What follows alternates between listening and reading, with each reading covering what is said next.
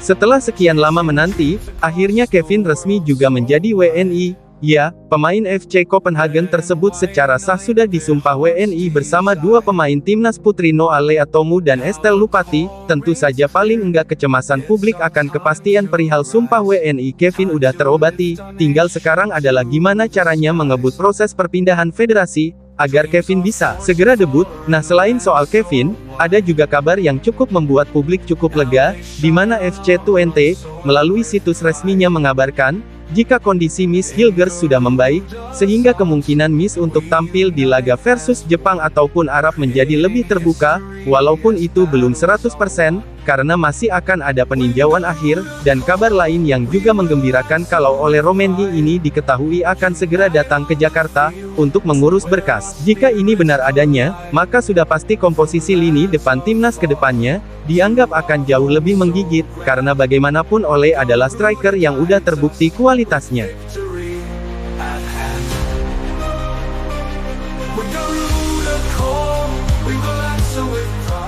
Optimisme publik tanah air, jelang laga melawan Jepang, kian meningkat. Hal itu tidak terlepas dari suksesnya proses sumpah WNI yang dilakoni oleh Kevin Dix. Yap, Kevin akhirnya secara resmi telah menjadi WNI, setelah menjalani sumpah di Kedutaan Besar Republik Indonesia di Copenhagen, Denmark, Jumat tanggal 8 November tahun 2024 waktu setempat. Dan setelah menjalani sumpah, pemain berusia 28 tahun tersebut pun langsung melanjutkan proses untuk membuat kartu tanda penduduk dan paspor Indonesia. Tampak jelas raut bahagia Kevin, walaupun kelihatan agak kaget juga pas lihat foto KTP-nya, tapi intinya yang penting Kevin sekarang sudah sah jadi WNI. Kemudian Kevin Dix tinggal menjalani proses perpindahan federasi dari Belanda atau KNVB ke Indonesia atau PSSI. Nah, yang jadi poin di sini, apakah Kevin bisa langsung debut pas lawan Jepang? Mengingat waktu pendaftaran yang beneran mepet, ya, menurut Pak Erik segala proses soal Kevin beneran akan dikebut semaksimal mungkin. Tujuannya sudah pasti agar Kevin ini bisa segera membantu timnas Indonesia yang akan berjibaku lawan tim terkuat Asia saat ini yaitu Jepang, dan hadirnya Kevin yang bisa main sebagai bek tengah, bek sayap, dan juga gelandang bertahan, benar-benar akan membuat opsi Sinteyong jadi lebih banyak.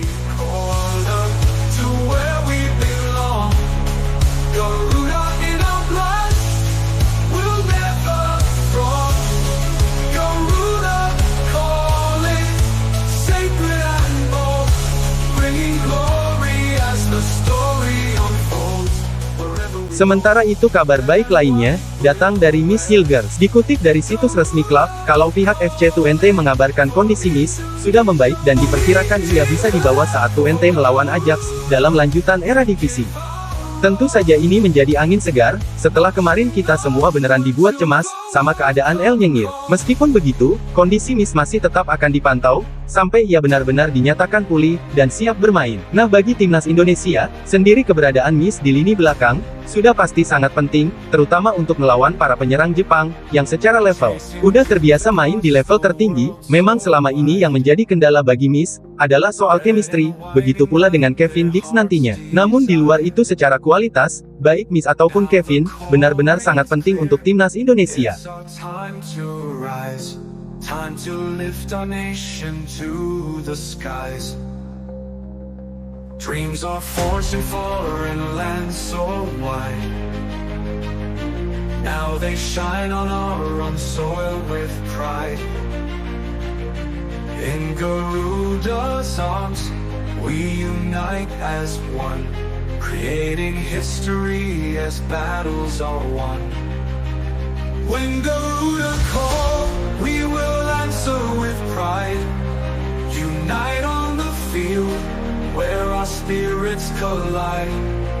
From lands afar to our home so grand. Lebih lanjut, jika Miss dan Kevin ini bisa main, maka secara komposisi, itu akan membuat lini belakang tim Garuda jauh lebih kuat, walaupun ada kemungkinan juga, Miss hanya akan tampil satu babak, saat bersua Jepang, tapi enggak apa-apa toh Rizky Ridho pun juga punya kualitas untuk mengisi posisi tersebut. Lagi pula, dari sisi chemistry, dan pengalaman internasional harus kami akui, Rizky Ridho untuk saat ini masih lebih unggul, di mana Ridho udah terbiasa main melawan tim-tim tingkat Asia, mulai dari kelompok umur, sampai senior. Jadi dia paham nih karakter tim-tim Asia itu gimana, maka dari itu kami berulang kali bilang, kalaupun ada pemain dalam tanda kutip, lokal yang layak masuk starting line up, ya cuma Rizky Ridho. Karena emang udah terbukti gitu loh. Lalu untuk Kevin Dix, besar kemungkinan ia akan ditempatkan sebagai DM, untuk mempermudah tugas Tom Haye dalam mengatur serangan. Nah, mudah-mudahan kalau lini belakangnya, udah kuat plus tengahnya juga solid, lini depan ini bisa lebih efisien dalam memanfaatkan sekecil apapun peluang yang ada, karena dijamin melawan Jepang, kita nggak akan punya banyak kesempatan untuk pegang bola, jadi manfaatkan 1-2 peluang yang didapat, karena pastinya itu sangat berharga. Di sisi lain, pelatih Jepang Haji Momoriyasu, mengaku tambah bersemangat dan tidak sabar untuk segera bertanding melawan Indonesia. Menurutnya, dengan komposisi yang ada saat ini, plus masuknya Kevin Dix benar-benar membuat Indonesia jadi tim yang lebih kuat. Itulah kenapa, meskipun di atas kertas, Jepang 70% lebih diunggulkan, pelatih 56 tahun tersebut tetap akan berusaha keras, menerapkan taktik terbaik karena pastinya tim Indonesia yang dihadapi nanti jauh berbeda dari saat Piala Asia awal tahun 2024 kemarin. Saya rasa Indonesia adalah negara dengan budaya sepak bola yang fanatik sebagai bagian dari penguatan tim mereka, menaturalisasi pemain-pemain yang memiliki akar Indonesia untuk bermain bagi tim nasional. Sebagian besar pemain yang dinaturalisasi berkiprah di Eropa. Tim ini berbeda dengan tim Indonesia sebelumnya, dan bahkan lebih kuat dari saat Piala Asia, ungkap Haji Momoriyasu, dikutip dari media Jepang Hochi Shimbun. We give our all, marching onward to the World Cup call.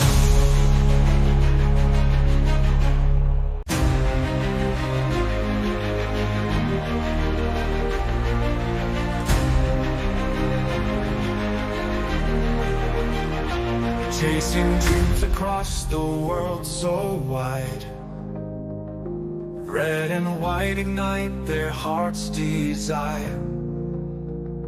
Now the call. Ya, terlepas dari apapun, semoga saja perihal Kevin dan Mei, semuanya benar-benar bisa tampil saat laga melawan Jepang, karena memang untuk melawan tim terbaik, dibutuhkan skuad yang terbaik, jadi nggak ada alasan lagi buat kosin, dalam tanda kutip, coba-coba. Pokoknya pede aja turunin 11 diaspora terbaik, sejak menit awal. Dan oh ya, ada kabar baik lainnya juga nih, soal Ole Romeni, di mana yang bersangkutan, kabarnya akan segera ke Jakarta, dalam waktu dekat, untuk mengurus segala berkas. Tentu saja harapan kami ini benar adanya, karena bagaimanapun, suka tak suka, Ole adalah sosok penyerang idaman, dan sangat dibutuhkan oleh timnas Indonesia, yang mana Ole selain berpengalaman di level tertinggi, dia juga punya atribut bermain yang komplit. Sebagai juru gedor tim Garuda, ia skillful, punya speed, punya visi body balance yang oke, mobile finishing juga oke, reading di gamenya pun juga oke. Pokoknya untuk timnas Indonesia, inilah striker grade A yang benar-benar dicari selama ini, dan bagusnya kalau Ole masuk, ia bisa menjadi contoh ideal bagi penyerang timnas lainnya,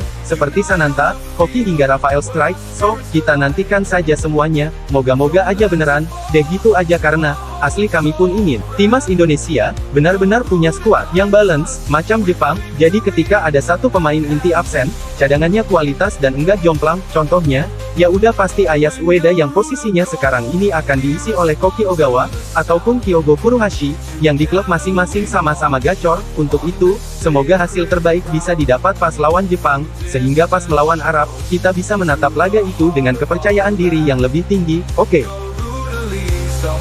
United we stand. Feel the roar, the anthem of our land. Names rise high beneath the stars we stand.